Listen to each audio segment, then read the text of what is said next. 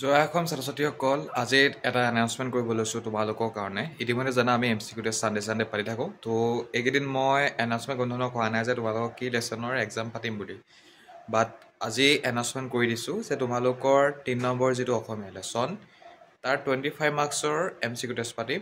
আৰু মনত ৰাখিবা MCQ টেষ্টটো সম্পূৰ্ণ নিষ্ঠাৰে দিবা, ভালদৰে দিবা। আৰু এইকেইদিন মোৰ পৰীক্ষা চলি থকাৰ কাৰণে মই 45 মাৰ্কছৰ এক্সাম অনুষ্ঠিত কৰিব নোৱাৰোঁ। তাৰ কাৰণে 25 ট্ৰাই কৰিছোঁ।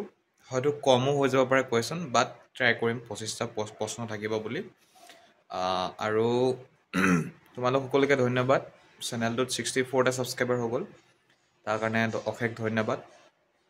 আৰু কমেণ্ট বক্সত নিশ্চয় যিসকলে ভিডিঅ'টো চাই আছা তোমালোকৰ নামটোহে জনাবা, ঠিক আছে। তো এইটোৱে জাষ্ট তোমালোকক ইনফৰ্মেশ্যন দিবৰ কাৰণে ভিডিঅ'টো বনাইছিলোঁ। ভিডিঅ'টো চোৱাৰ কাৰণে তোমালোকক ধন্যবাদ।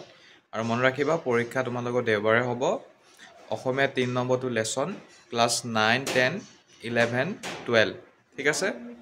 আৰু সময় তোমালোকৰ থাকিব ৰাতিপুৱা 6 বজাৰ পৰা গধূলি 6 বজালৈকে। অৰ্থাৎ তোমালোকে সেই টাইমটোৰ ভিতৰত পৰীক্ষাটো মাত্ৰ দিলেই হ'ব, ঠিক আছে।